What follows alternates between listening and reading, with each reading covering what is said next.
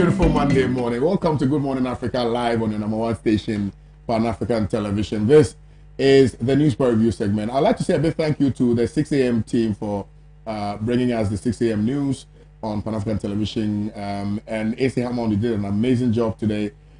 Kudos to you. But welcome. Over the weekend was a very tiring one. We sort of toured a little bit, the nation. We went to Kumasi, and then we went to Sunyane, and then we went to Drobo. I must admit that it's quite long, driving all the way from Accra to Sunyane and to Drobo. Very, very, very far. But I have an issue that I need to put across, and I think that if the Ministry for Roads and Highways are watching, they need to immediately attend to the roads that connect Kumasi and Sunyane. I don't know why we've not dualized those roads yet.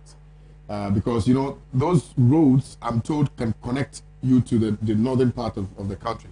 And so I think it's imperative without more for government to focus its primary attention on fixing those roads.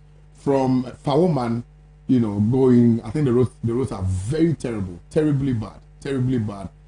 Potholes, dusty roads, manholes, and it's terrible. But if we're able to do something about it, I think the people who live in those places will be very, very, very happy.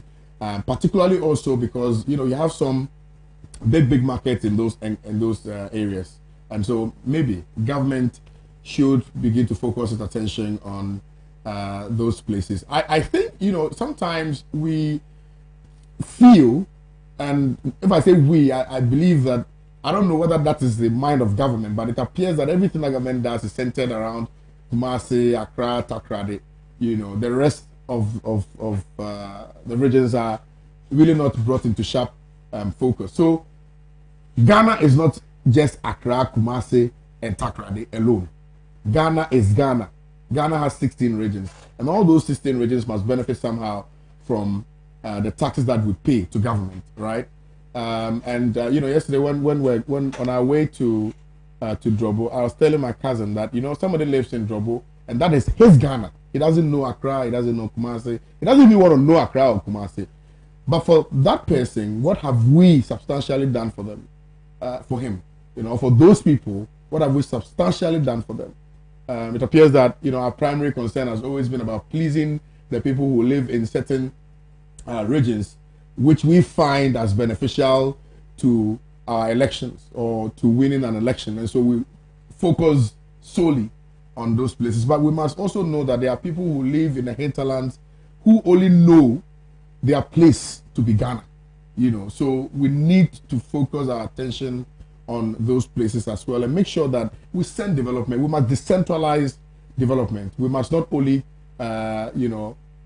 centralize the development of this nation in particular or in specific regions. I think that we must really decentralize and bring development to the good people of our dear nation. And I'm a bit tired. So if my brain is not functioning properly, forgive me.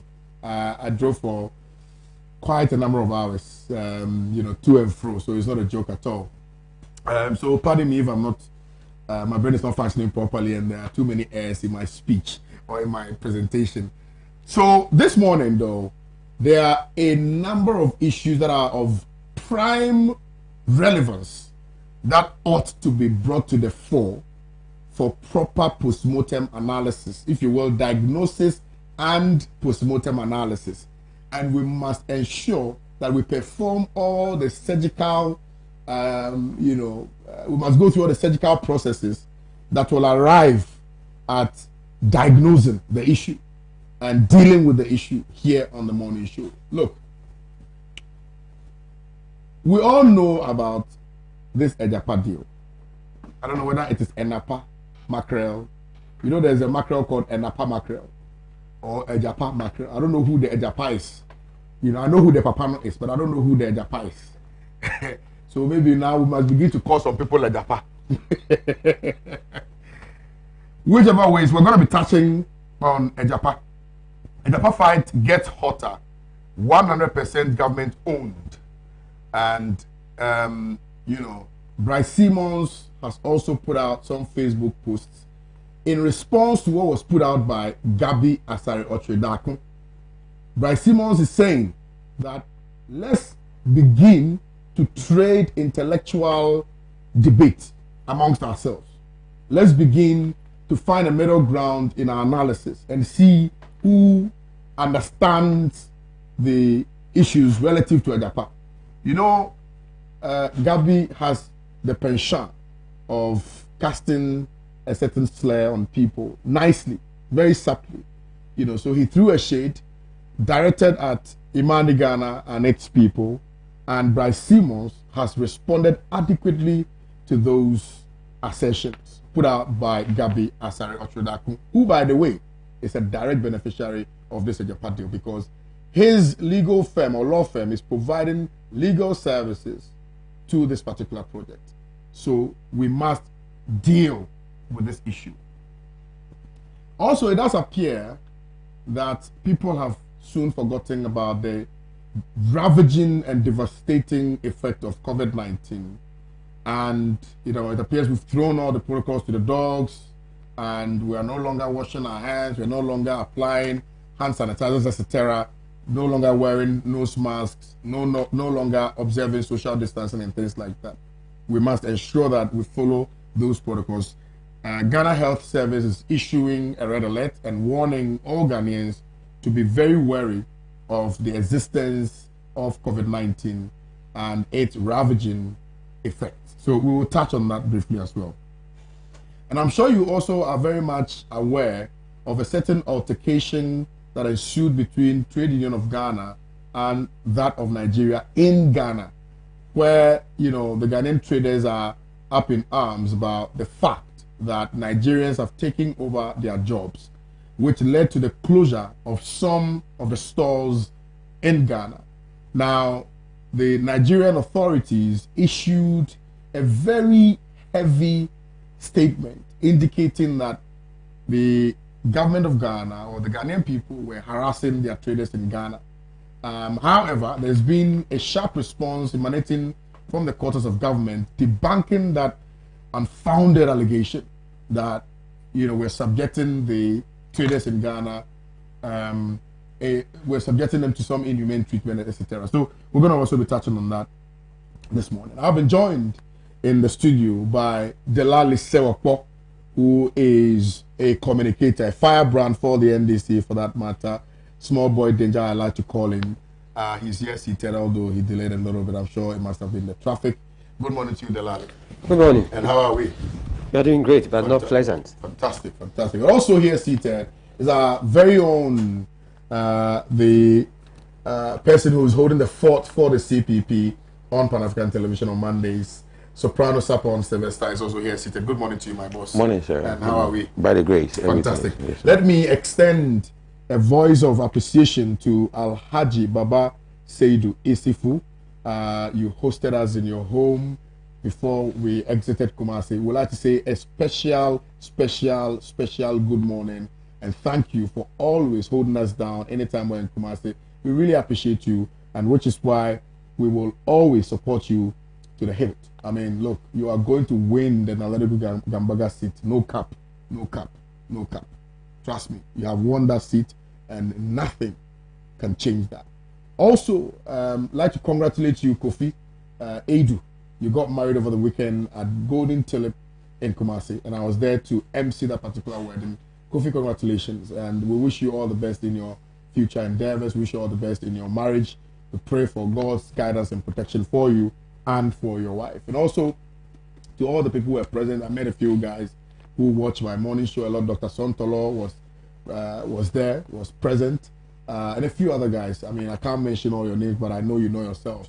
And also a special good morning to my grandmother, who is very, very healthy, who's very strong, who's very happy. Mama, good morning to you. And good morning to my auntie, Sister Kukwa.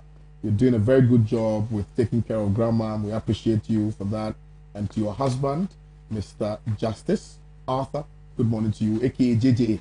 Good morning to you, sir, and we wish you all the best. Now, let's come back into the studio. But before that, let me remind you again that the WhatsApp number is active. It's 0260846539. 0260846539. 39. And we're also streaming live on Facebook.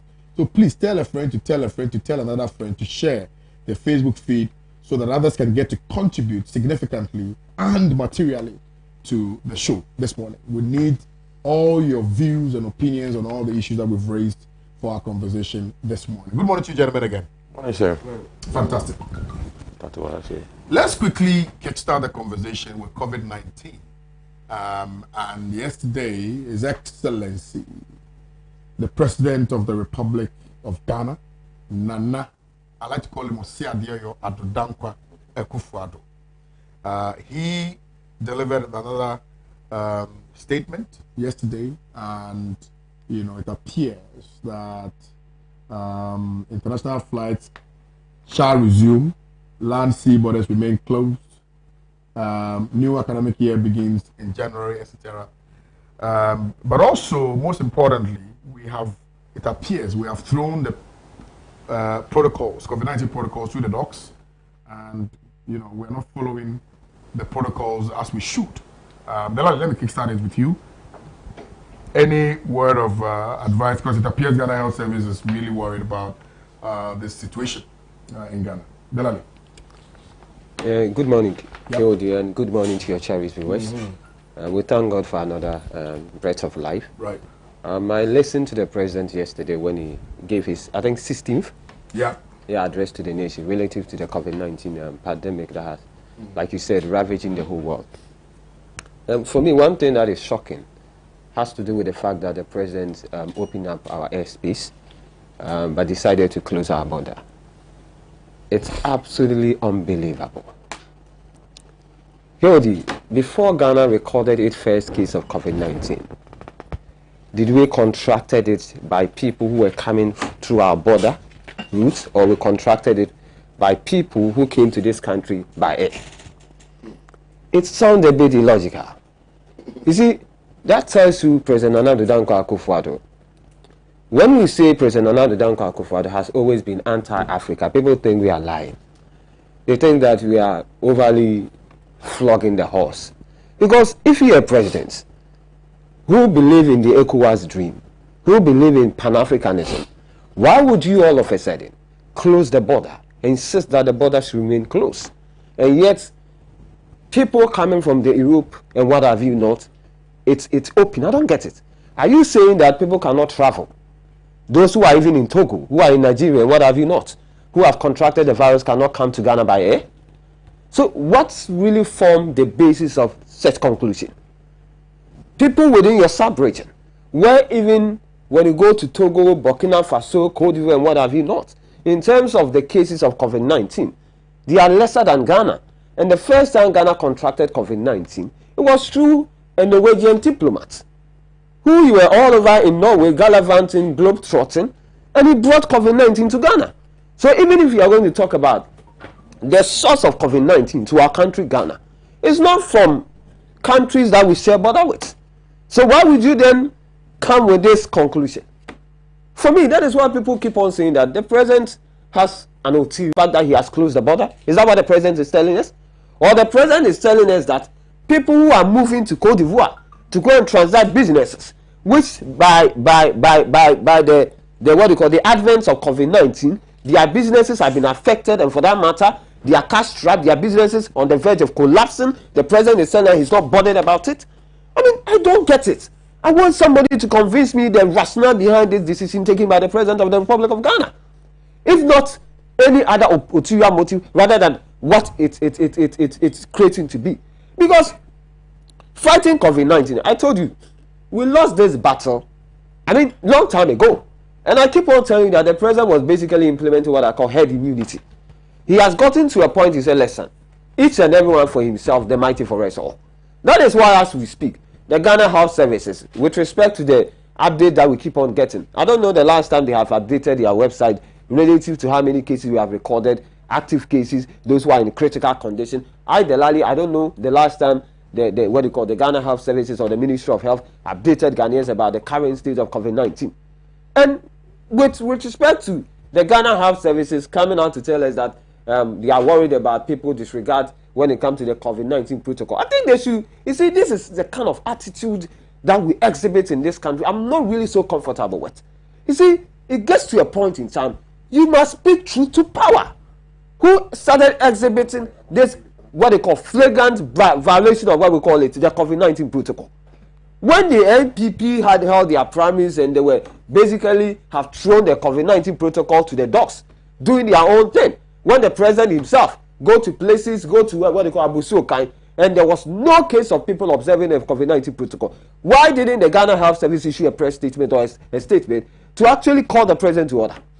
So when you are ruling a country or you are creating certain impression that you are living in a country where people who had COVID-19 know willingly that they have COVID-19, went out there, infected people, and the only thing you could do was to just sack them, to dismiss them. When you're doing that, you are breeding a culture of people disregarding the very protocol the president even called on us to adhere to.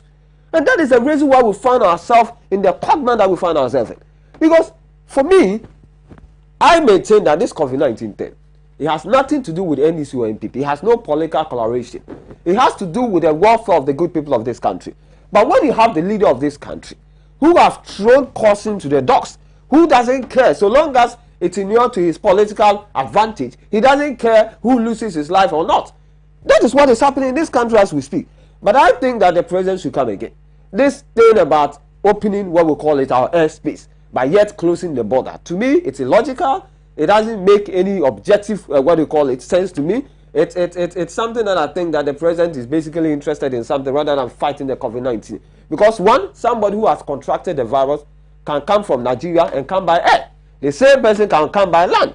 So if you are saying that you have closed the border, and yet Ghanaians who travel and go and do business in the sub-region, in most of the countries that we share border with, are you saying that their businesses should collapse? Well, we know in this country that videos, what do you call it, one of the television stations saw a video of the gory nature of Ghanaians who have their businesses, running business from Ghana to Togo, to Liberia, to what do you call it, Nigeria, to Burkina Faso and what have you know, had their trucks locked to the extent that people were even, what do you call it, breaking into their trucks, stealing their, what do you call, their goods and what have you know. Is the president saying that his Ministry of Trade and Industry has not briefed the president enough about this sorry nature of our Ghanaian businessmen and what they are going through?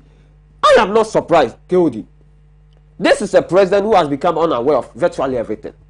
He has never been aware of anything. So I wouldn't be surprised that the president is not aware about what I'm telling you.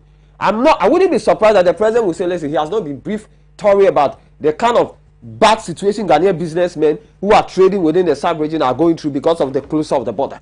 And no president who is telling us, who convinced us that he was coming to rule this country on the back of job creation, even after collapsing banks, collapsing businesses, because of your penchant of creating business opportunity for your cronies, family and friends and what have you not. Like we are seeing in all the scandals that we'll be talking about, some of them subsequently.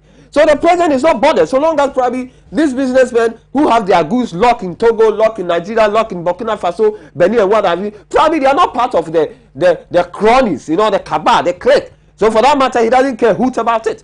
But I think the president should we convey again, should we have a second thing about this, what do you call it, closure of the border, whilst the border remain closed, whilst we have the airspace ban or what they call crucial being lifted. I think the president should have a second thought about it, because I don't think it's pleasant. It doesn't speak well of us as Ghanaians. Right. It doesn't speak well of us as a country that has always seen itself as the beacon of hope, as the light, shining light when it comes to the sub-region. Fantastic. Thank you very much, Delali Sokpo. We just kick-started, you know, the show. I'll come back to him again, but let me hear from you now, Sopan. Thank you, Kwame, and good morning to listeners and across the country and Africa. You know, we appreciate you all the time.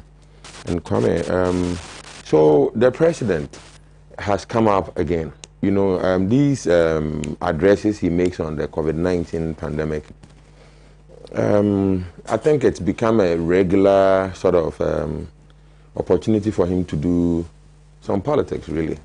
And that's all well and good, considering the season that we are in. Kwame, you know, the COVID situation, it looks to me like that governments around the world will have to seek to continually adjust to fit the ebb and flow of the virus, because that is what is happening. The virus seems to be going away, and then there's a resurgence. As you can see, India is now the epicenter. Even in America, there are parts of the country where it's really blossoming. And I think some place in Hawaii has gone back to complete lockdown. People in Australia are not taking chances at all. I like the way the Australians are tackling the issue, and as well the fantastic leadership of the Prime Minister of New Zealand. That lady is just off the charts.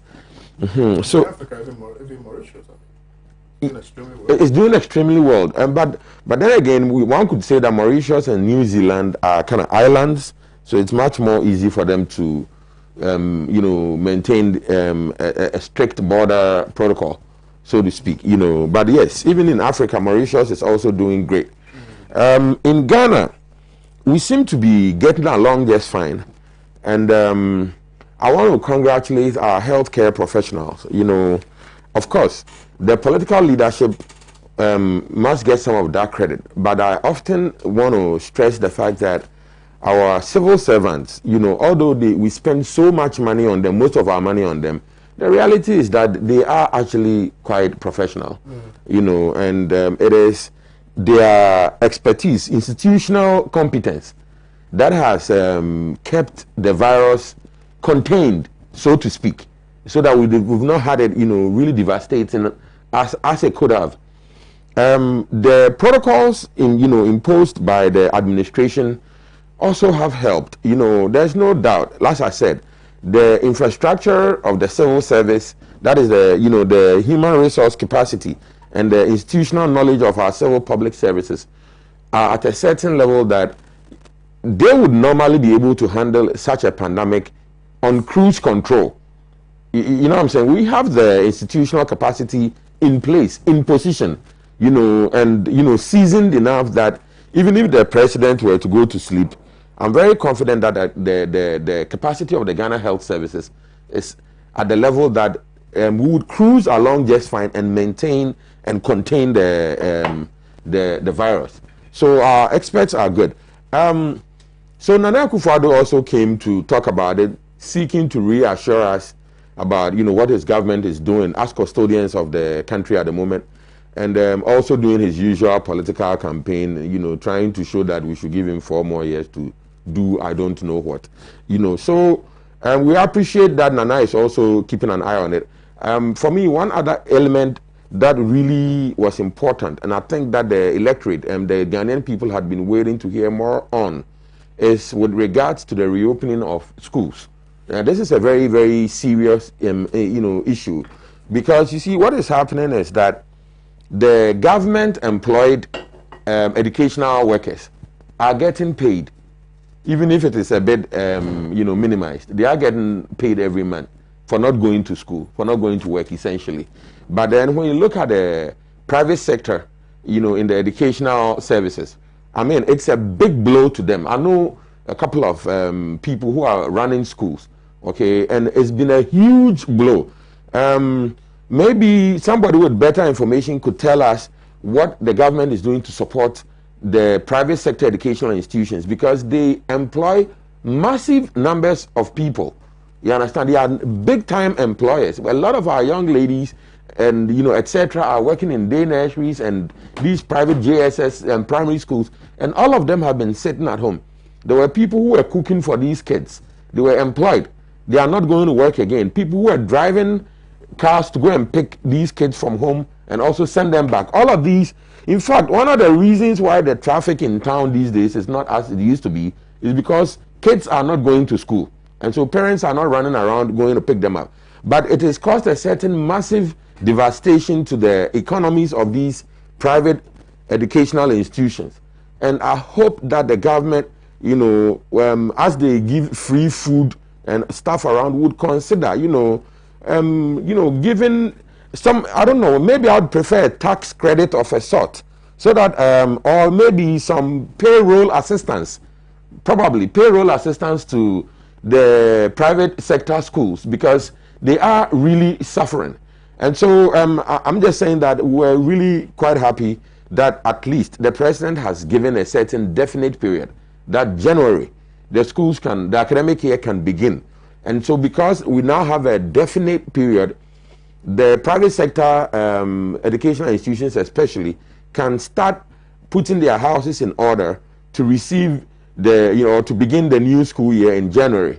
You understand? But you see, my brothers and sisters, the situation whereby you have the government workers staying at home and being paid, and the private sector workers not getting anything at all, is part of the problem that some of us have been pointing out.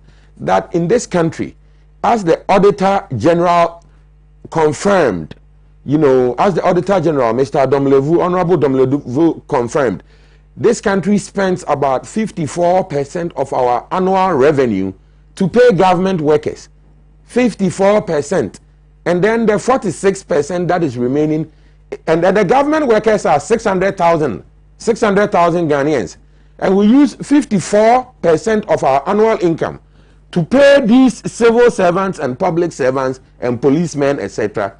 And then 29,400,000 people, we are left with the 46%. And even that 46%, the civil servants who are chopping the 54% are coming to share the 46% with us, because that's what we use to build roads and schools and hospitals, etc. So it is a very flawed system that was bequeathed to us, and none of the administrations subsequent has sought to change the parameters. So that is a topic for another day. But take note, my fellow Ghanaians, we are giving all our money to 600,000 civil servants and public servants, and look at what they show us for it, which is very little. So that's a point that we need to take note of. So by and large, the president continued with his rather mundane, appearances on TV. I couldn't watch him because the fellow Ghanaians is too much. You see, people are trying to get food to eat and trying to get jobs and stuff. So when they see the president coming to talk so much, we are not too happy because people are hungry. You see, when we say people don't have jobs, the economy is difficult. So, okay, we thank the president for the update, but we are tired and people are hungry. Thank you. You see. So, brothers and easy. Well, let me welcome you again to the show. This is the newspaper segment here on Pan African Television's Good Morning Show. And you can share with us what your thoughts are via WhatsApp number, which is 026 084 6539. 026 084 6539. We're also streaming live on Facebook, facebook.com/Pan African Television. Please share the live stream so that everybody can get to watch it as well. It's going to be very exciting this morning. I can promise you that. Now, we're going to be discussing another very important issue. As a matter of fact, now I think is the time to discuss Agyapa. And if you look at almost all the newspapers we have in this country, Agyapa is the primus inter pares when it comes to all the topics. Agyapa has heralded all the salient issues that are unfolding in this country. Why? Because it's very controversial. And because of the parties and persons involved in and with this particular deal. Okay. So I'm not going to belabor anything, but I think that substantially it is very, very imperative that I share with you my immediate observation relative to the Agyapa deal. And this is something that I posted, it's public knowledge. I posted on my Facebook page, even though I was insulted and things like that. It's fine. I mean, it's for God and country. When you see it, you don't talk. It's not good. Okay. So I posted on my Facebook page, this was 2 days ago. I said, all you need to know about the Asase Agyapa royalties deal or scandal. 1, they have incorporated an offshore country whose owners or shareholders we do not know. And we'll come back to this because the finance minister, Mr. Ken Furata, has consistently, without contradiction, holding press briefings to explain to Ghanaians that it's a solely government-owned project. Okay? But what we know is what we know. And so, an offshore company has been incorporated, but the shareholders of that company is unknown as of yet. They are going to borrow between $500 to $700 million from that particular company, whose shareholders we do not know. This company is now going to collect our mineral revenue and give 51% to Ghana government and share 49% amongst the unknown owners or shareholders. Listen closely. Take the political lenses off and listen to what I'm saying. Now, last month, the government introduced an amendment to the Minerals Income Investment Fund, which is otherwise called the MIIF, which was enacted in 2008, to ensure that the special purpose vehicle, which is the assassin, 2018, sorry, Yes. have unfettered independence. Unfettered independence. So they have amended it such that even when there is a subsequent government that takes over the reins of this nation, the agreement will be that the special purpose vehicle cannot be changed. So we are going to be treating the special purpose vehicle as, for instance, the special prosecutor, who cannot just be removed. Okay, so you should also take note of that. Now, this means that no successive government, okay, so I think yes, can change the directors of the company. The agreement is for 15 years. We will generate at least $150 million from our mineral royalties annually as a country. So that's how much we generate. So, I mean, give and take, we generate about $150 million, all right, per annum, okay? Now, let us use $150 million as the basis. It means the shareholders are going to get $73.5 million every year. Listen, take the political lenses off. Listen, you are a Ghanaian. Listen. The shareholders are going to get $73.5 million every year for 15 years. That is $1.1 billion cumulatively from the 150 million. So if you split it, this is how much, Now, the transactional advisor for the company is DataBank. DataBank. But the question is, who owns DataBank? That's a very important question. Okay. I'm only asking questions. The legal advisor for the company, which is a special purpose vehicle. So the transactional advisors will be from DataBank. The legal advisors for the special purpose vehicle, which is the Asase or Agyapa royalty, whatever they want to call it, is African Legal Associate, which obviously you know belongs to Gabi Asare. Okay? Number 9, correspondence for the company is Kofi Osafumafu, son of the senior minister. And I'm sure that last week, social media plus traditional media was awash with questions, fundamental questions as to why Kofi Osafumafu, the son of the senior minister, was elected, if you will, according to them, he went through the process, but was the one or is the one who is leading or who is a correspondent for the company. All right? Government of Ghana has already paid, listen, $2 million to the legal advisors. So even before the agreement was finally reached, we had expended $2 million. $2 million for legal advice. Which legal advice is given by African Legal Consults. All right? African Legal Association, I beg your pardon. And we know the owners of that. Now, to make matters worse is that we do not even know the directors of the special purpose vehicle. And I'm sure that last week again, you realize that a lot of the CSOs, have come together to ask a very burning question, which requires immediate answers, which answers have not been given. That who are the directors of the special, let's assume that is 100% Ghanaian owned business, right? But who are the directors of that? Who are the shareholders of that? You cannot form or incorporate a company without directors and without shareholders. It's very crucial. So we need to know all of that. And these are the questions to which we have not gotten the answers. That is why it appears people are very worried about it. I will leave Delali and Mr. Soprano to deal with the political discussion. I have given you the missiles that you need to know, you need to have from a socio-political perspective.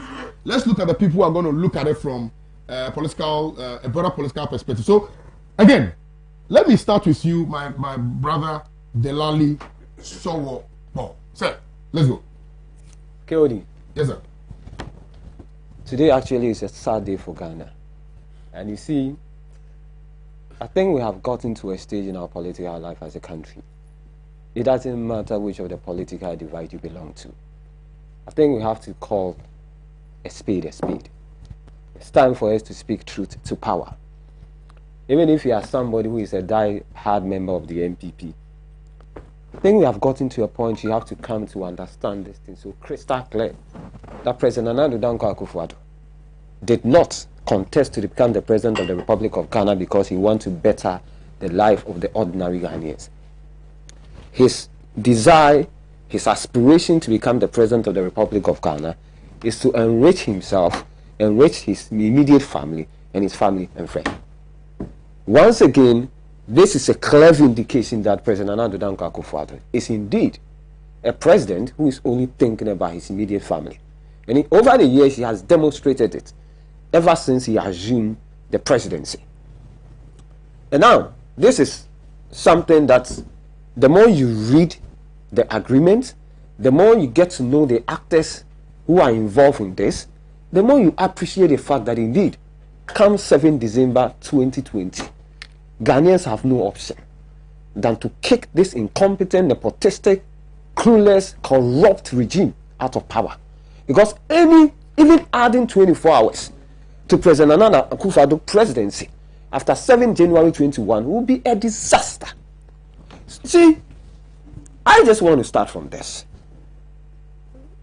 This is an opinion expressed by the Attorney General, dated 22nd of June 2020. And this is what the Attorney General, the principal legal advisor to the government of the Republic of Ghana, which by the Constitution of Ghana, the Attorney General must always have a legal opinion if Ghana is entering into any contract whatsoever. So this is the Attorney General that we have employed, that we are paying money to. We are paying the Attorney General money to do a job mandated in the Constitution of the Republic of Ghana. As we speak, this is what I've heard, that the Attorney General have made a U-turn. That is just an afterthought. That is completely irrelevant. What we are interested in is what the opinion that was expressed by the Attorney General on the 22nd of June 2020 relative to this thinking, corrupt deal called Agyapa. This is what the Attorney General said. He said, what do you call this? He said, we have reviewed the documents submitted and made the following, what do you call it, observations and comments. This is what the Attorney General said. And this is what struck me. When you go to point 3, he said, at 978, allow the minister to execute a tripartite stability agreement with a fund and a special purpose vehicle. The stability clauses in the present agreement relate to both legal and physical stability and converse any law or action that may affect the performance of the agreement. And Kodi, listen to this particular part. He said it frees anything legal, including judicial orders or decision. In effect, no court can pronounce on any part of the agreement has been illegal, unconscionable, null and void, or any matter before the court which may or is likely to affect any part of the agreement. What the Attorney General sought to say is this, that owing to the nature of the agreement, having perused through it, having scanned through it, expressing a legal opinion about it, what it means is this: no court can make any interference, can make any alteration to the agreement as it stands now. So it's an agreement that was done in perpetuity.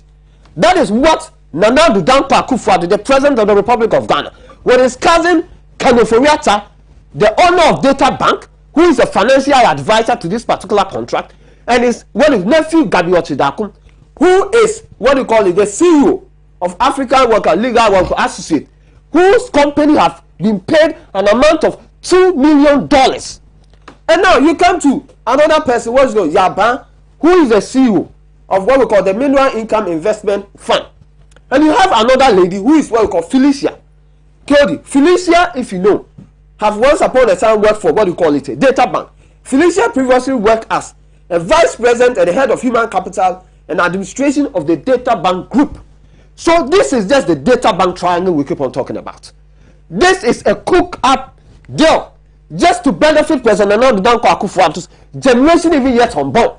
This is a deal that was cooked right there at the Flagstaff House, sanctioned by the President of the Republic of Ghana, authorized by President Nana Danko Akufo-Addo, and being promoted by Gabi Otidaku, who happens to be the nephew, and his own cousin, who happens to be the finance minister, Kenneth Ofori-Atta, and one Felicia, who have had a stint and worked in data bank once upon a time in charge of human resources, and Yaban, who happens to be one of the prodigy of the president, who is now one of the director.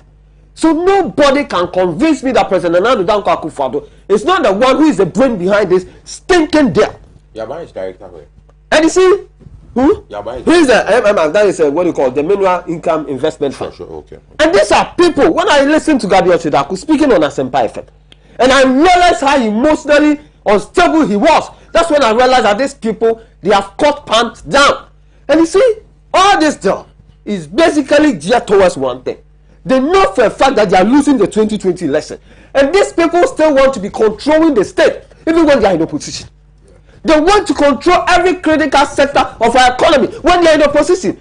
No wonder they did the same thing relative to PDS, because they wanted to control the energy sector when it comes to the PDS. As we speak, they have collapsed all the financial institutions. And now the only flowering, doing well financial institution is the data bank, which belongs to the president's cousin, Kenneth Ofori-Atta. And you think Ghanaians, excuse me, we are astute? You think Ghanaians, we don't reason? You think Ghanaians, even people who are not politically initiated, who are not politically enlightened, know for a fact that this deal is cooked for President Nana Danko Akufo-Addo, his cronies, his family, and even his generation yet on board. What kind of president is this? And now, you incorporated a company in an offshore company, to the extent that when it comes to even investigation, we will not be able to conduct it. As we speak, we don't even know who the shareholders are. And now you have Gabi Otidaku trotting from one radio station to the other, posting comments on social media, even questioning the intellectual acumen of some of the civil society. Is Gabi Otidaku selling it that he's more intelligent than someone like Bryce Simon? Somebody who was described as his intelligence was so frightening. That is someone like what they call Bryce Simon. And Gabi Otidaku, we knew you before your uncle became what we call the president of the Republic of Ghana. How many landmark cases has Gabi Otidaku been able to argue in court and won convincingly? How many of them? Even Gabi Otidaku, listen, we know how questionable he was even called to the bar. Master, no. Oh, we can't get into those matters. No, I'm not getting to those matters. We don't want to associate ourselves with. Don't attack the person. I'm not attacking the person. Deal with the substance. I'm dealing with the substance. Deal with it, please. Cody. Yeah. It's a tribe knowledge out there. I'll move on. What I'm just simply saying is this. For we sitting down here, and Gabi Otidaku all of a sudden, prior to 2016 election, Cody, tell me, you're a lawyer, you are becoming a lawyer. Tell me if there's a landmark case at the Supreme Court or any of the courts that is associated with Gabi Otidaku. What has it got to do with? No, what I'm saying, all of a sudden, Gabi. You don't need to go to court to become a good lawyer. What I'm just simply saying is maybe he's providing consultancy services. So let's move away from that. Still with the substantive. I'm still with it. The point is that we will not sit in this country for Gabi Otidaku to assume that he's the most intelligent person in this country, to the extent that he creates innuendos as person, creating an impression that, listen, this deal, according to him, is one of the best deals Ghana can ever dream of. It's actually one of the best deals post-independence. That is a complete lie. And now come to Osafo son. See, this is a senior minister who told you, I'm not surprised there's no MPP panelists here. See, in fact, all of them have decided to shy away from this topic. That is the truth. Because you see, you've gotten to a point. They realize that, listen, this is indefensible. We cannot defend this thinking deal. You cannot be giving us NAPCO. Once you give all the juicy contract, the juicy, what you call, deals to your own cronies. Osafo told the MPP people and the good people of this country that the public sector is choked. That's what he said. And for that matter, even a lot of people are going to be laid off. That's what he said. All of a sudden, he creates a portfolio, non-existing portfolio, at what you call NCA and what you call SNIP for his children. Now, you are not even satisfied with that. Upon having involved in the Crow and Associate, taking a whopping $1 million for no work done, to the extent that that is what led to the dismissal or the sacking of the fourth proceeding of leave of double level. And now you feel that, listen, let me create a generational wealth for my children. So Agyapa, no wonder it's called Agyapa. So Agyapa want to be quick to his son, set a contract that even when the NPP are in opposition, they can still be in opposition, controlling the mineral sector, taking royalty, and yet we are unable to fish out and dig out and know who are the brains behind it. Cody, as we speak, do you know the shareholders? No. You know the shareholders. Also, you see, Honorable Alhassan Suni said something, and I think Ghanaians lost sight of it when Kenneth Oriata appeared before the vetting community. He said that this man has gained the notoriety of engaging in offshore activities to the extent that he wants to hide some of his activities under what you call secret and what have you, so that nobody can investigate it. This is a classical example of what Kenneth Oriata is noted for. And you see, we have gotten to a stage that I'm saying that election 2020, it's more or less like the second independence of the Republic of Ghana. We cannot sit down for few people who think that Ghana belongs to them, who think that Ghana is their bona fide property, and for that matter, they want to enrich themselves, having gotten away with all the ill-gotten wealth for the less than 4 years that they have been in power. They still want an instance that, listen, it's pretty much obvious, having conducted research using the national security, the BNI, it's pointing to an obvious, excruciating, inevitable defeat for us heading to the 7th December 2020 election. And for that matter, we are going to sit in opposition, but we cannot sit in opposition and still not be active participant when it comes to getting the ill-gotten wealth. So we still want to control the energy sector, we want to control the financial sector, we want to control the mineral sector. They virtually want to control every critical sector of the economy. Why is President Nana Danko Akufo-Addo continue to do this for this country? Was it a crime for the good people of this country to repose confidence in you when you ask them to try you for what? Is it what trying you? Is it because we tried you? Is it a crime that we have committed? Cody, this thing here, see, the whole of yesterday, I was going through a lot of Facebook comments. I read what Professor Azar said. He said, listen, even PDS costed $200 million. We were told that there was fraudulent deal as we speak. Mention to me one single individual who has been hauled before court for prosecution. A deal that President Nana Danko Akufo-Addo's own minister told us that they have abrogated the deal because there was fraudulent activities that characterize the deal. If something is fraudulent, people might have perpetrated that fraudulent activity. Mention to me one single individual who has been hauled before court for prosecution. And now, just before we say Jack, just before we are done with the issue about the PDS, you have all of a sudden reassembled yourself, go into your inner room, say, listen, so long as we want to perpetuate the cabal, we want to entrench our hold of the economy, every critical sector of the economy, let's come up with this Agyapa. They started with Asase, all of a sudden they changed the name, and now they have come with Agyapa. And now everything that will go on in this country, you see the data bank triangle. Every single thing that will go on in this country. They were the financial advisor for the bond scandal that became another controversy. Look at this thing, the PDS. You see the data bank interference in the PDS. No wonder as we speak, Gabi is the one going around defending this thinking deal, thinking that Ghanaians, say we don't think. But Ghanaians are wise, Ghanaians are awake. And what every single Ghanaian is telling us, listen, you the MDC, we know you are the best alternative. We know that you are the only political party, looking at the two major political parties, that is capable of wresting power from this nepotistic family and friend government. So we want you to work out, but the only thing we are praying that be vigilant on the day of election, because we cannot continue with this. We can't continue with this to the extent that even the chiefs have not been consulted. You are paying your royalty to individuals you don't even know. 49%. The chiefs are not aware of it. There has not been broader consultation with the chiefs. So if the chiefs who are watching, the chiefs who have read through the agreement have come to realize. My difficulty is even with the response from the finance ministry, where the finance minister says it's 100% Ghanaian-owned business, right? Special purpose vehicle, which is Agyapa. Now, if it's 100% Ghanaian-owned business, then why is the legal services being provided by a private legal company? I don't know if I'm making sense. Because every deal, that has legal implications must necessarily. The Attorney General could have done that. Attorney General could have done that, because if we have to pay for judgment debt, etc., the person who is going to represent the state or the country is Attorney General. So on what basis are we soliciting for an external support when the Attorney General hasn't told you that they don't have the capacity, to provide these same legal advice or services. It's simple. Yeah. The only difference here is because President Cousin Gabriel Chidako is the CEO of the legal firm that is consulting. I get that. I get all of that. That's the only thing. I'll come back to you again, but let me just read this particular message, which I think is very, very, very, very good.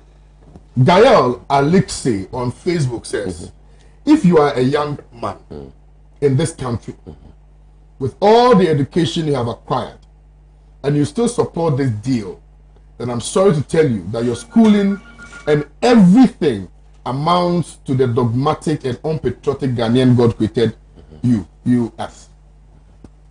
He continues to say that, is it a law or a wall of wax? The rich, the powerful, and the politician have made powerful laws for the poor and voiceless. But those same laws can never keep them in check for stealing our resources. But one day, the rage of the people will wipe them off, since their deeds are inimical to the survival of humanity. If the grief in the citizens' heart should wake their ancestors up, they will feel like they were awakened into a country where one's level of intellectualism was measured by how cunning one was in possessing what they bequeathed to us without any discrimination. I think it's a brilliant message from this gentleman on Facebook. Brilliantly put. And I subscribe to every everything that you've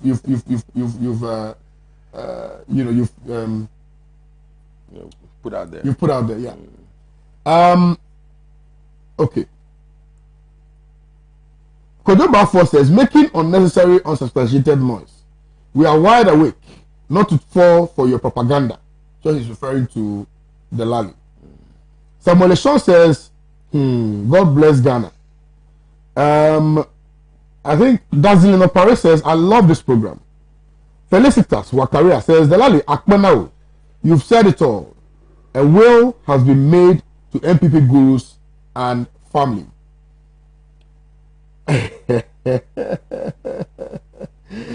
Rose has responded to the gentleman who is saying that Delali is making noise. He says, people like you must be dealt with in this country because you support thievery and criminality when you don't even understand what the deal is all about. Propaganda is the only accusation on the mouth of MPP robots.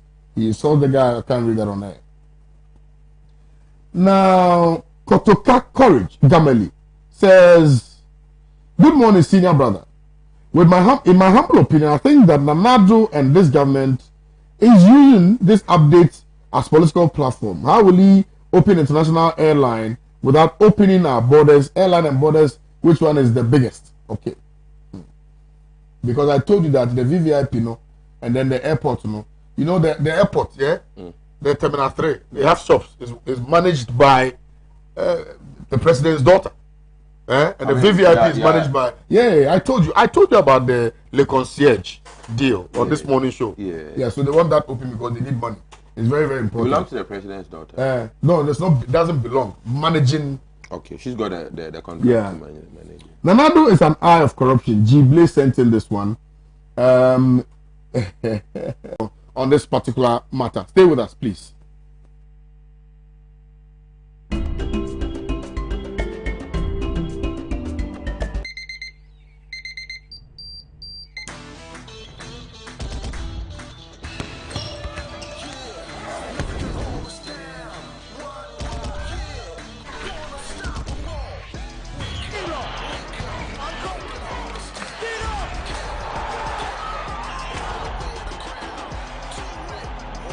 Breakfast good day, every day. Nestle, good food, good life. This advertisement has been vetted and approved by the FDA.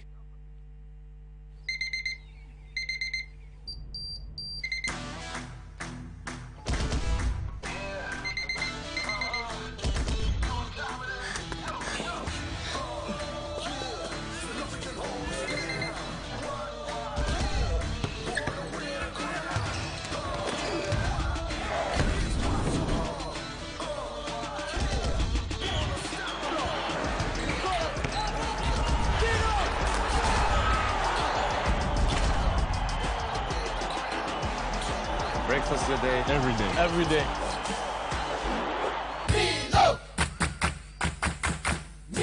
Nestle. Good food, good life. This advertisement has been vetted and approved by the FDA.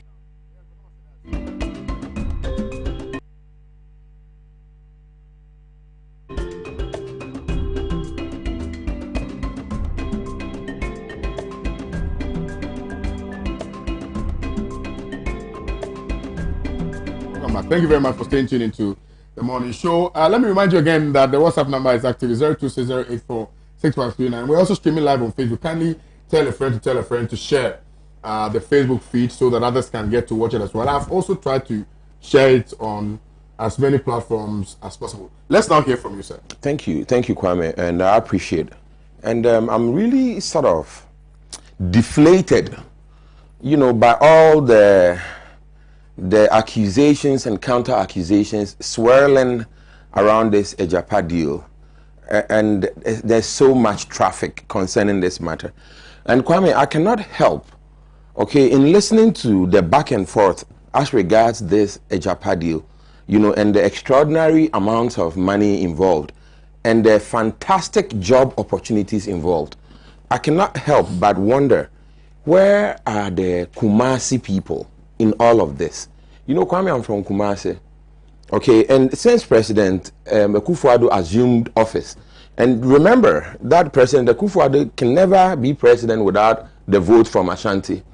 But every time there is some sweet deal going on in the administration, I don't see anybody from Kumasi being involved. You remember, the only people I'm seeing are the guys from Chebi. Now, Chebi is part of Ghana, and it's a beautiful place, made more beautiful since the president assumed office, President Akufo-Addo assumed office. They've done all the roads in Chebi. Even the cemetery at Chebi has tiles. They've put tiles at the cemetery at Chebi. And we in Kumasi, funerals are very important to us, but they don't have any tiles at the funeral. You see, what I'm saying, Kwame, is that take a look at this Agyapa deal. Look at the people involved. You see that we have the legal transactions, the legal advisor to the deal, being handled by Mr. Ochere's company, Mr. Gabi Ochere's company.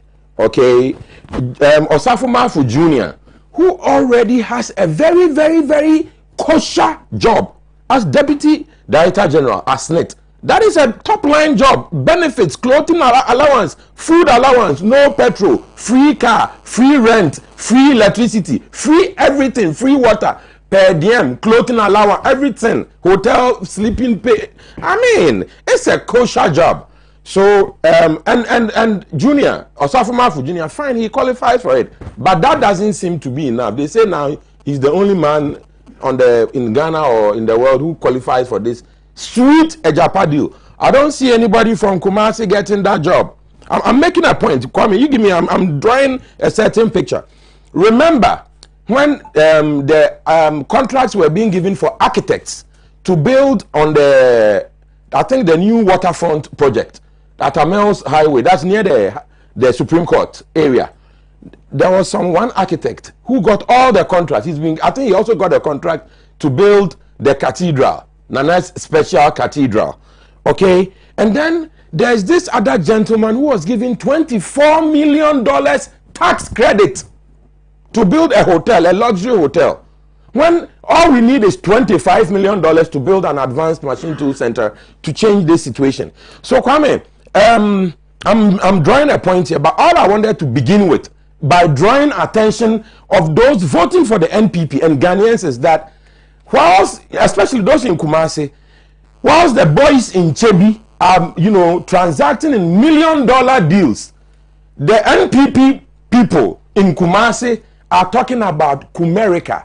Now they say Kumasi is Kumasi America, so they say Kumerica.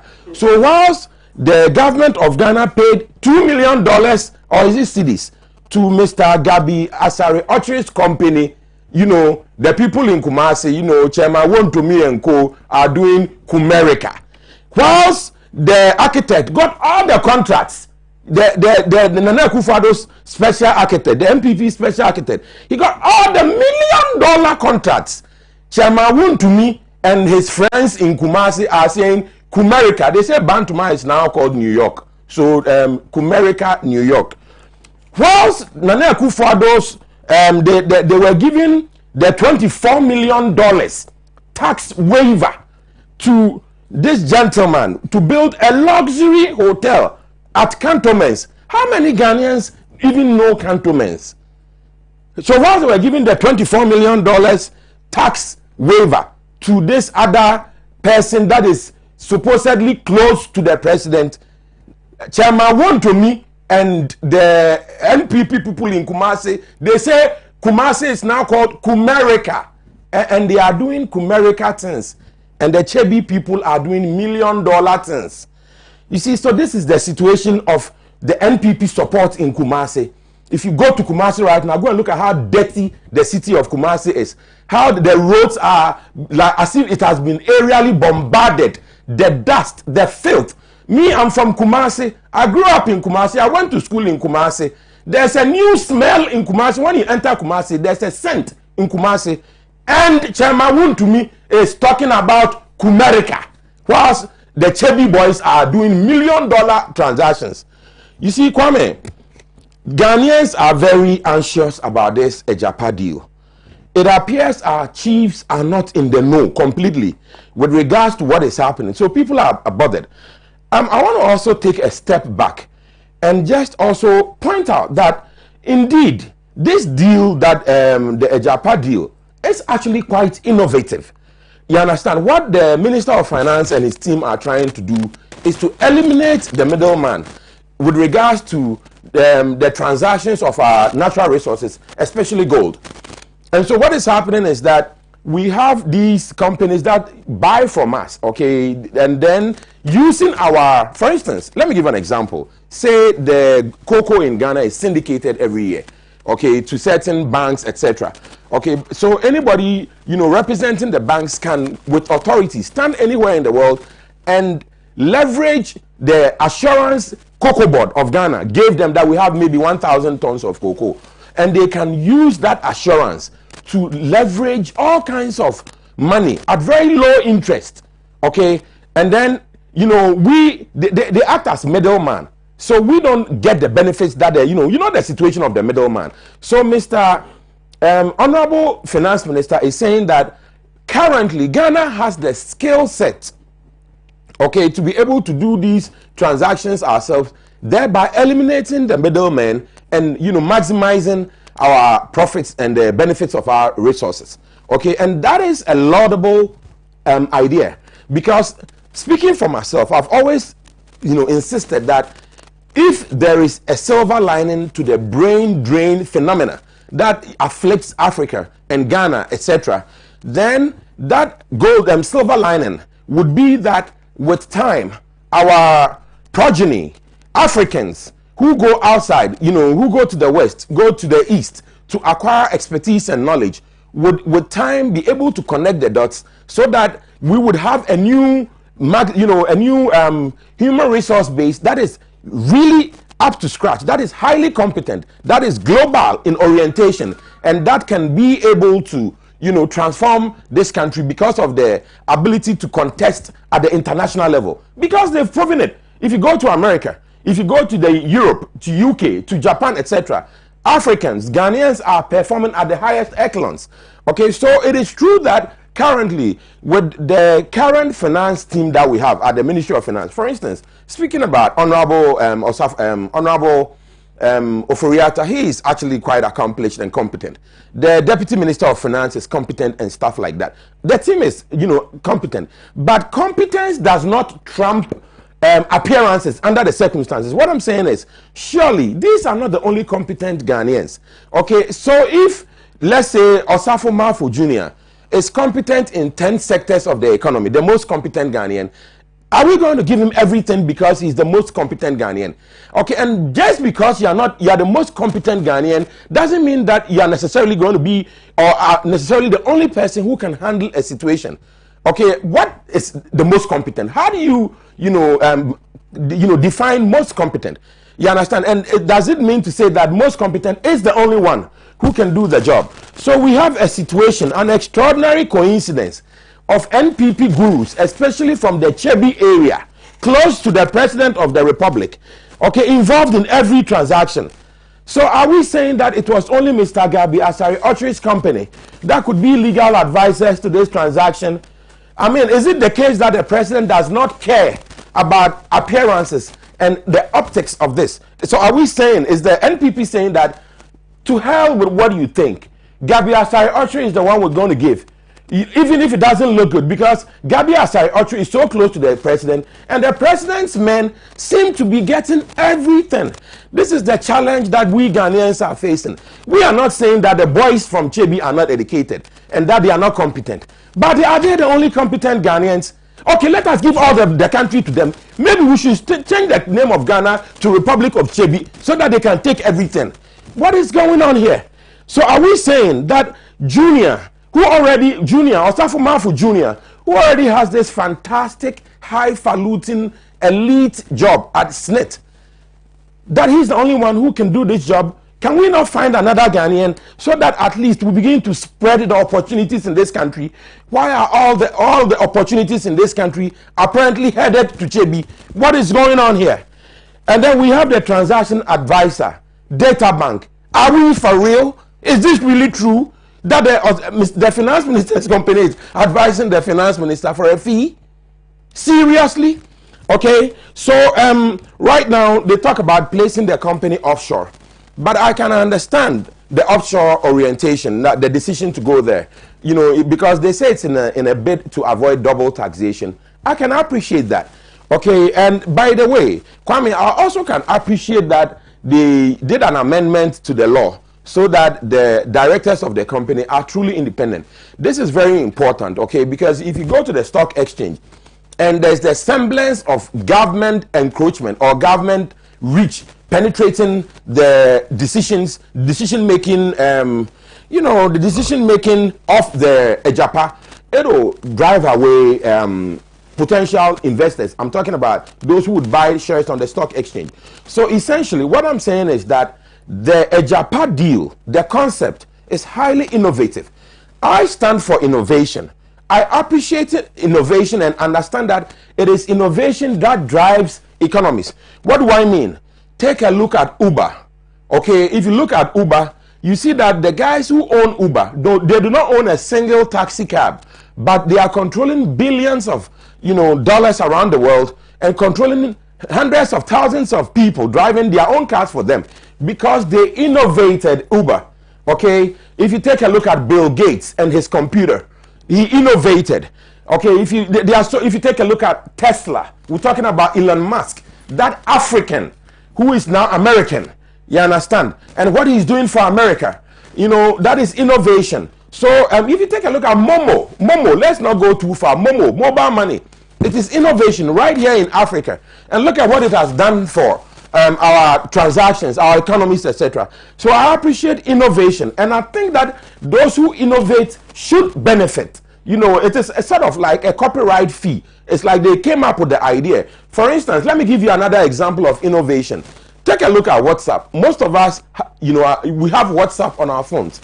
And what is happening is that every year, WhatsApp asks you to update your WhatsApp, you know, application. And when you update it, they take $1. According to Facebook, who are the owners of WhatsApp, they have about 1.2 billion people. So every year, immediately, they get 1.2 billion whenever we all renew. And that is innovation. So I want to congratulate the Ministry of Finance and especially the Deputy Minister of Finance, Mr. Charles Edubuahe, for the innovative spirit and the spirit of creativity. We appreciate that. We think they ought to be rewarded and congratulated. But for the love of God, are the only people who can be involved in these transactions Nana Akufo-Addo's close confidants. So I noticed that, Kwame, and I'm rounding up. So what I want to say, and I noticed that the president talks about trying to make Accra a financial hub.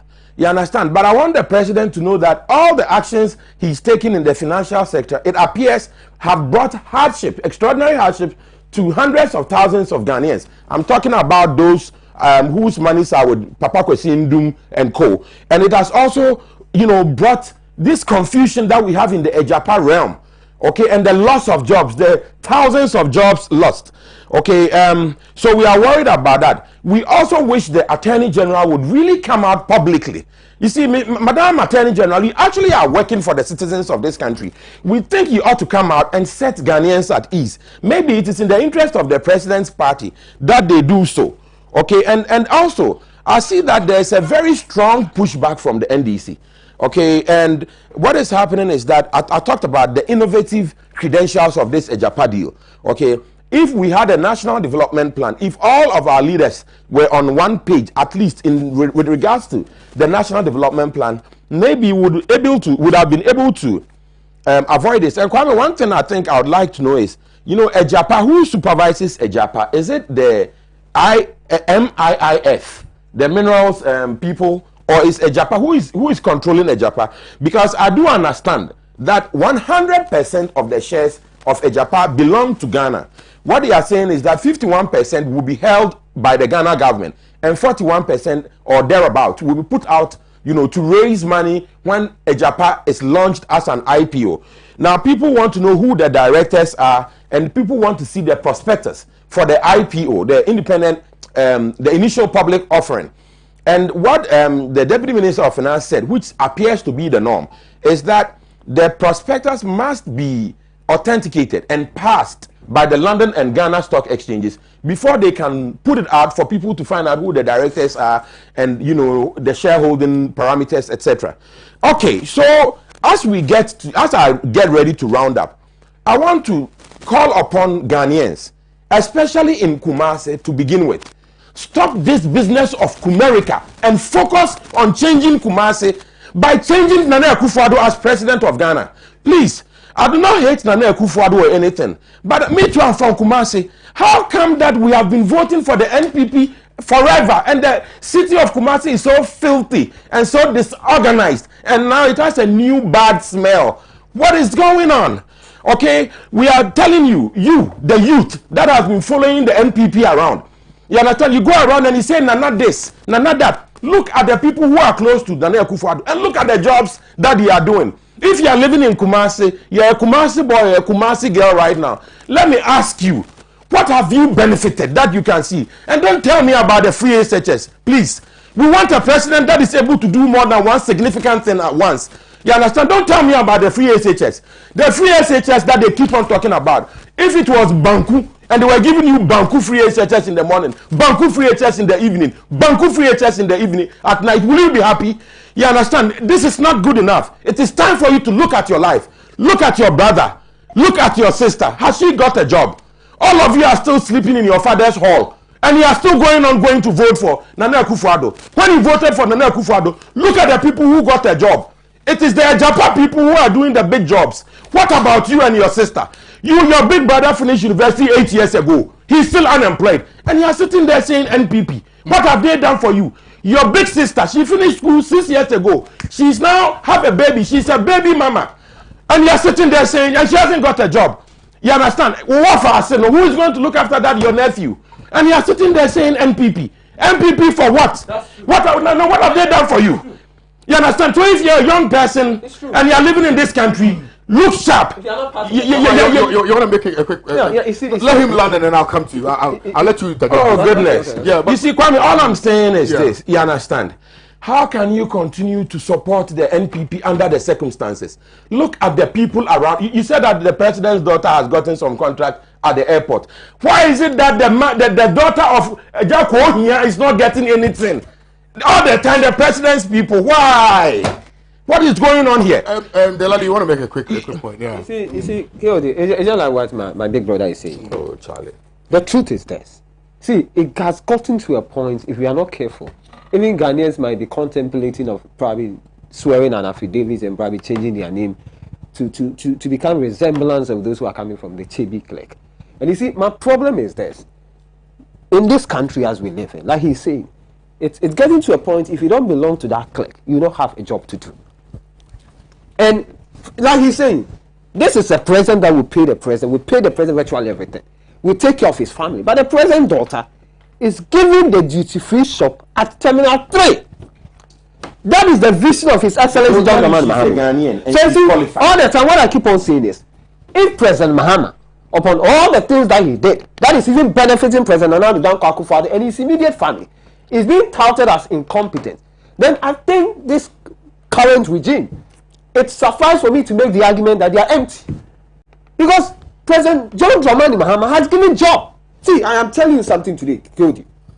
Every single thing that President Nana Danko Akufo-Addo have done, by way of solving any crisis that we are being confronted with, is the vision of His Excellency John Dramani Mahama. When it comes to the COVID-19, but for University of Ghana Medical Center, but for the Bank of Ghana Hospital, but for the, what do you call it, the Gais Hospital, but for Kaswa Polyclinic, and what have you not, we will not be able to contend or even to fight this COVID-19, what we call pandemic.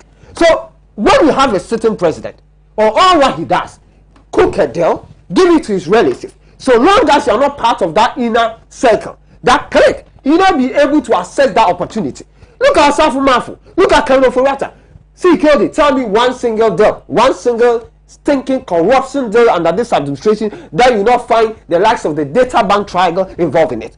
Tell me one single deal in this country that you not find President Nana Danko Akufo-Addo and his cohort deeply rooted in that deal. So President Nana Danko Akufo-Addo, anytime there's an agreement, so long as that agreement will not favor him, so long as that agreement will not favor his family and friends, his immediate family, he will not sanction to it. So how so?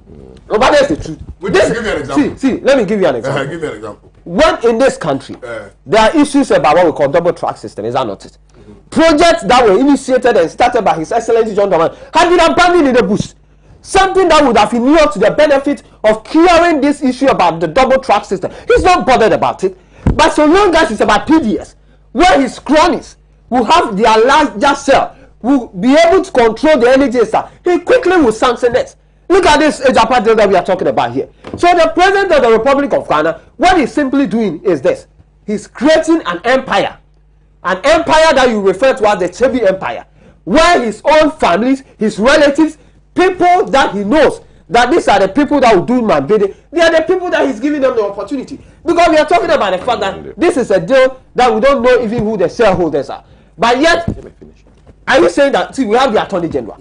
By virtue of the statement issued by the Attorney General on the 22nd of June 2020, it tells you that the Attorney General was not part when the agreement was drafted.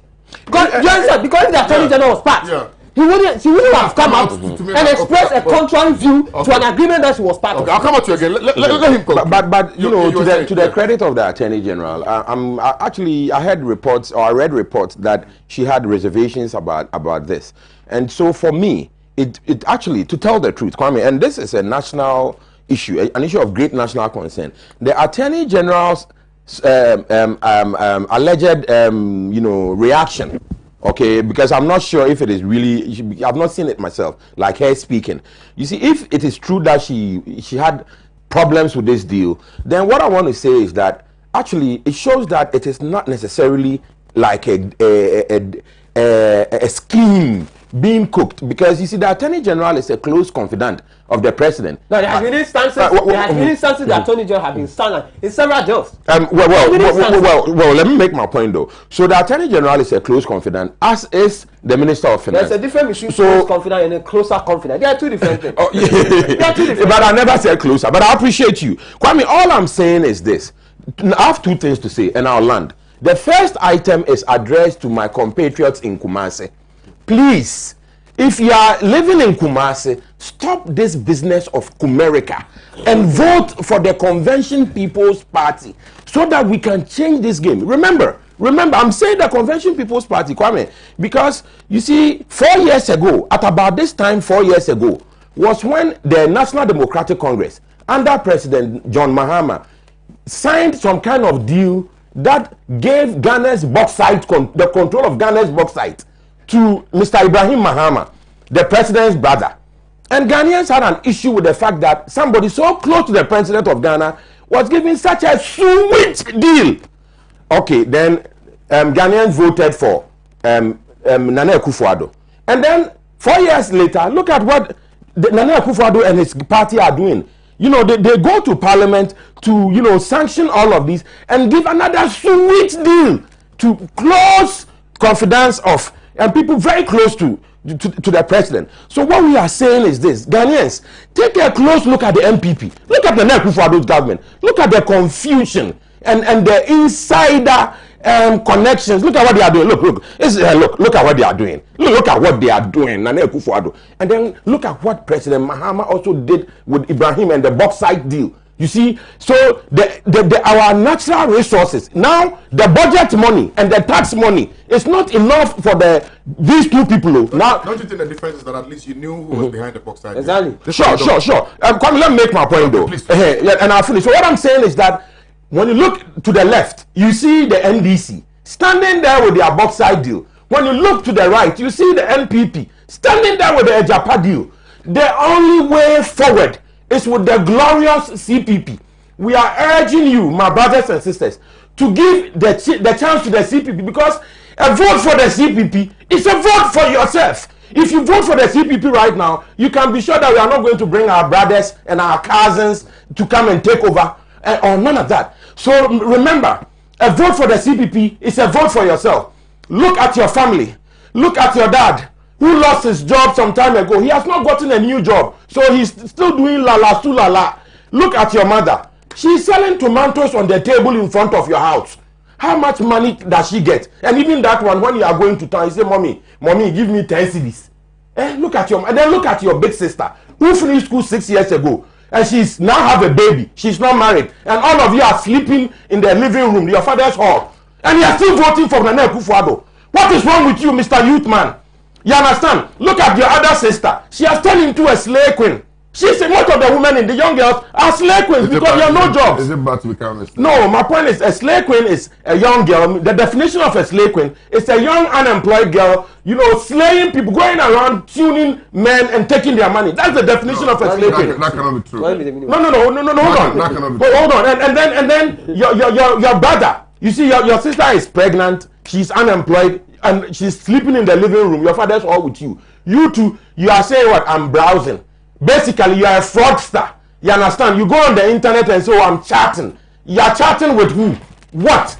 Okay? Instead of the government of Ghana, instead of you, the voter, you, the young man, you, the young woman, instead of voting for the Convention People's Party, right, so that we can create jobs for you, you spend your time voting for the NPP. They don't create a job for you. Voting for the NDC, they don't create a job for you. And now you say you are browsing. Oh, me browse, me chatting. You're a fraudster, a thief. And then the girls who are going around doing slay queen and posting on Instagram. But in a sentence, I'll land. So what we are saying is that we, the Convention People's Party, we have a plan for you.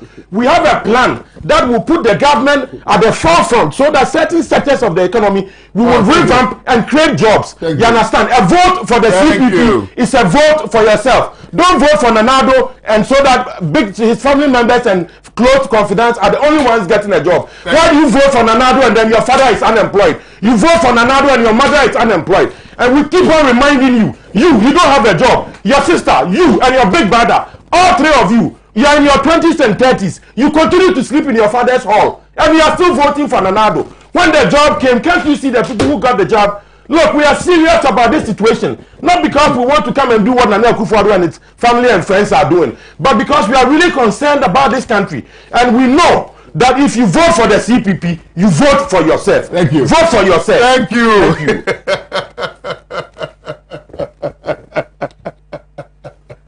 So, brother, you're on fire this morning. Please drink some water. I hear you. And then they are saying Kumerica.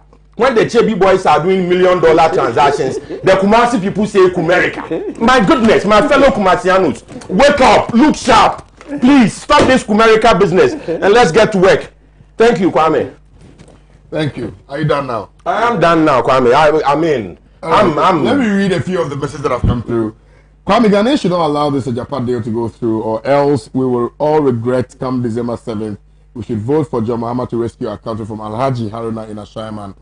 This one also says, KOD, good morning to you. The Akufo-Addo government is simply applying the Machiavellian tactics of providing petty freebies to Ghanaians whilst they grab all the big resources of the nation for their families and friends. That will sustain them for several decades. We need to rise up. From Isaku in Tamale. This one also says, the matter chop hot. Nanado and his government is an autocratic government. My name is Abdul Razak from Damango Savannah region. This one says, cop them. Okay, I don't know what you mean by that. This one also says, I love the CBP man. He's really a great asset to the party. He can easily lure you into his party. I love his submissions. Eunice from who sent in this one. Good morning to you. My greetings to Dela. President Anado paid $2 million of Ghana's money to his cousin Gabriel Trader, Akos private law firm, to come up with a legal heist plan and apart fraudulties, you mean, that ultimately dashed 49% of Ghana's gold to the president, his friends, family, and cronies, and Razi take over the wheels. Strongman sentences to from Kaswa. This one says, please, can I get the CPP man's number? We'll give it to him later. Yeah. Okay. Okay. The guy says CPP, fire them. Good morning to you, KOD. Without strong institutions led by honest and faithful gallant men and women of our nation, Ghana, forget our forward march. Kwame, look at the way our water bodies are being destroyed by the activities of Galamsey. What a shame. And as much as African leaders woefully failed to establish United States of Africa as mooted by great authority for the requirement, the colonial masters would continue haunting Africa.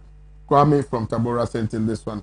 The umbilical cord is the lifeline of every human being. So without VAT, there's no way NHIS or Get Fund could be funded. This means the life wire of NHIS Get Fund is the birth of NDC. Ali from Tamale sent in this one. I don't know what you are sending. Chairman KOD, please ask Soprano to tell we the youth the job they have for us. Okay.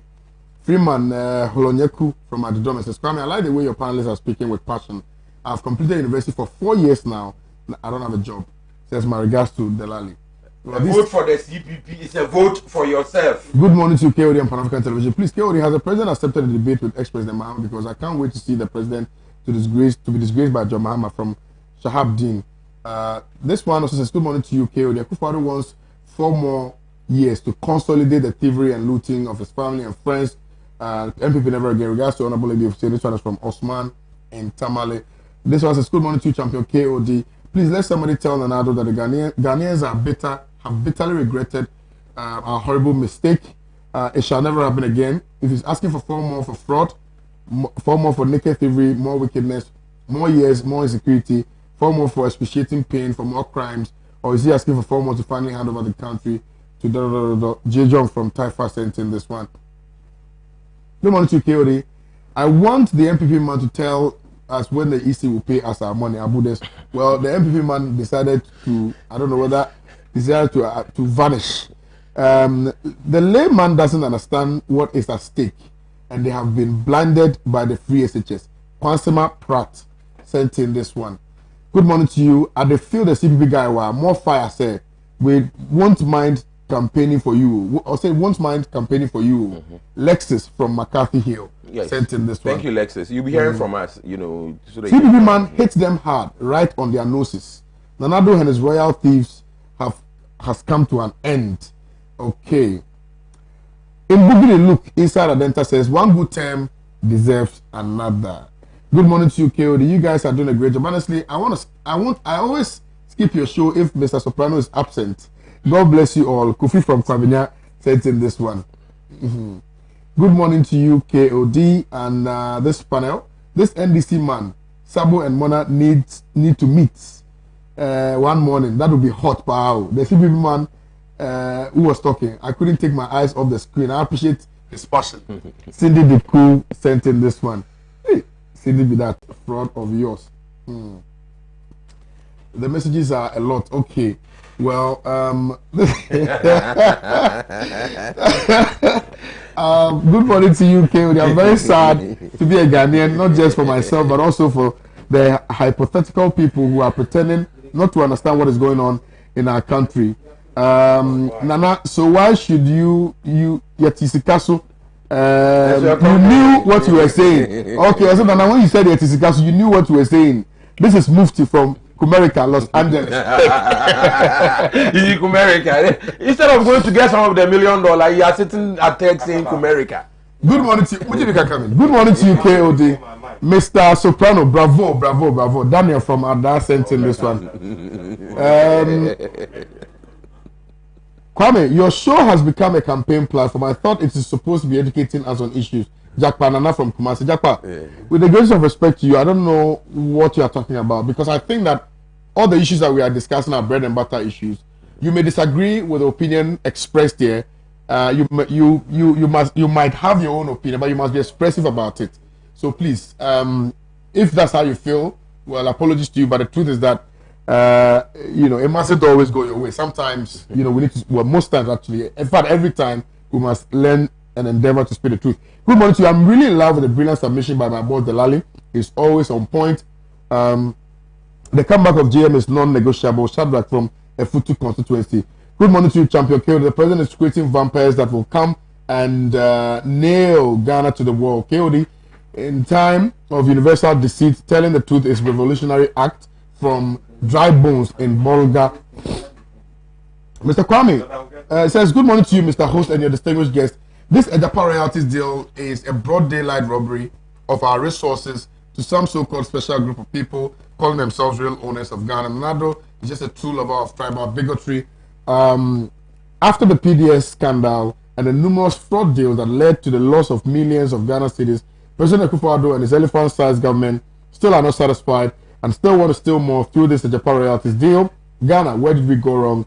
To have Nanado and his government think that they are gods that we Ghanaians must worship, seriously, change is really needed with immediate effect. Come December polls to rescue Mother Ghana from the hands of the Achim Mafia. Sent in by Prosper Claros from Upper West. My greetings to incoming MP Cletus Seidu Dapila. Kofi Asamoah, Senior, Kumase, good morning. Why is nobody talking about this country's insulting 10% carry interest in the mining of our gold? Some time ago, Dr. Bome lamented on our national TV that the mining companies in Ghana aren't even paying the paltry 10%. There's something fundamentally wrong. The Ghanaian political elites, President Akufo-Addo talks about Ghana beyond aid. How is he going to achieve that mantra without control of our minerals and oil? We're joking. Scrap Agyapa now, you say. Mr. Kwame, I like your panelist. I'm Olucha from Ashili, fan club Tamale. Ghana is not for one family. Bring back JM. You are complaining about sleeping in your father's room. When the NDC came, did they buy land? MPP people are doing a good job, so you should stop making noise. Amina from Wale Wale sent in this one. Wale Wale, let me keep quiet. Mr. House, good morning. Please allow the CBB man to flow. Why are you interjecting? Hey, the show is not for him alone. No. The youth of this country are so blinded, such that even if you try to open their mind to certain facts in the name of policy, they defend MPP. MPP always think that they are the only wisest political party in Ghana. Sometimes I feel like crying when I hear these kinds of shoddy deals, but some Ghanaians seem to find nothing wrong with it. Negus Nagasti from Agona Suedro sent in this one. The messages are a lot. Kwame Owusu, please refer to 2017 General League document. They are following that wicked political agenda to steal for their families. You know, there was a document that was leaked. It appears, people said it was just, but it appears everything step by step. Yeah, it's happening. Jokingly, like things are. Mujib, are you aware of that document? No.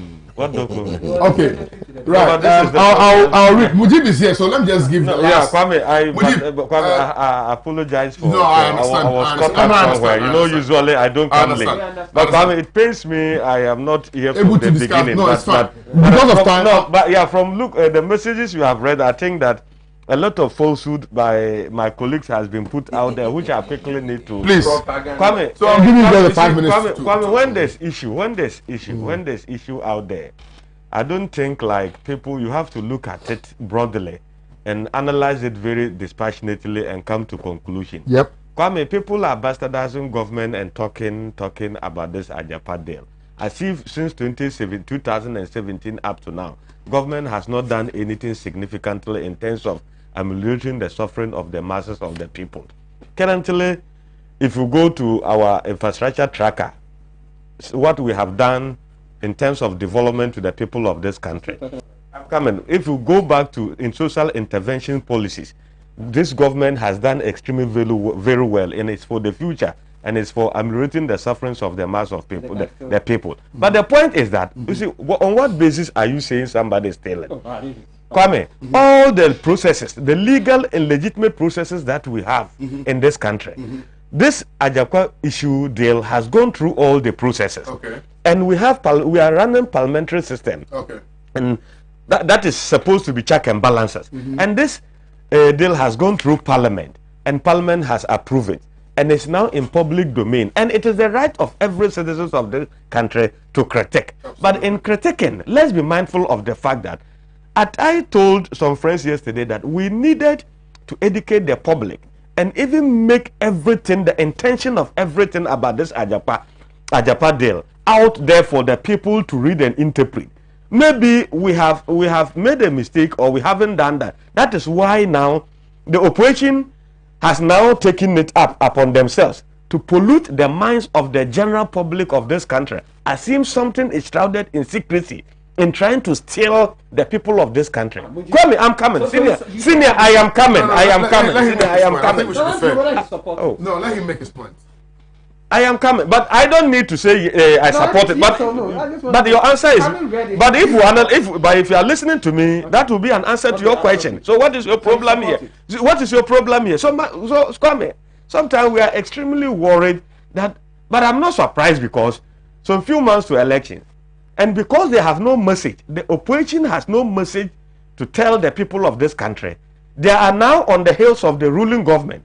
Even if the policies and the deals are good, that will inure to the benefit of the people of this country. They tend to twist it and contort the whole argument as if something untoward is happening, or government is so changing the people of this country. And that is not true. My point is that Kwame your message, like Asante advised the leader of the opposition party, organize yourself, tell your message to the people. That is important.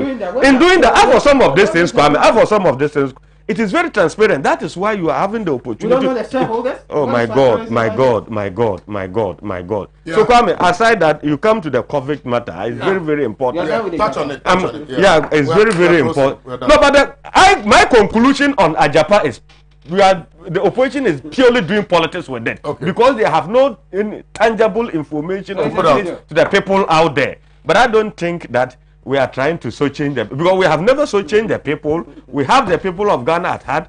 Our track records is enough to vindicate the administration of Nana Addo Dankwa that we are not in to so change the people of this country. Kwame, you see, I don't normally like referring to issues that has happened in the past. I hope you are getting the argument. Other than that, there are many deals that you have entered. When you were in government, NDC, under the leadership of John Dramani Mahama, who did exactly my point. So let's be very fair and very sincere to ourselves that we are progressing as a nation. That is why sometimes we have to look at these things. But when you look at the whole entirety of the agreement, what is there? Kwame, the issue of appointment of other people, I think that maybe other things, maybe the process could have opened to other people to also find a way of applying and being taken through the system. That is also. But let's don't jump on conclusion that, Kwame, if you are a minister and you belong to Party A, the fact that you belong to Party A, your children cannot benefit or cannot be employed to work in Ghana. That is not fair. Kwame, it is not only about Osofo-Mafu's son. It has happened under former NDC when we all raise issues about certain people's appointments. So Kwame, I think that it is better for all of us to think that, because now first and foremost we are Ghanaian, and there are certain key positions in this country. When you are not a Ghanaian, you can't occupy those positions. And everybody has a father, everybody has a mother. And if your mother is a Ghanaian, you are a Ghanaian.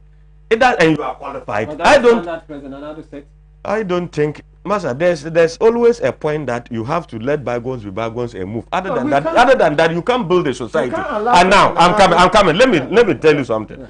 You are now a political activist. Yeah. You are an NDC. You are growing. God willing, you grow into higher office of your party, and you have children. So your children cannot get a job because you belong to NDC. That is wrong. That is wrong.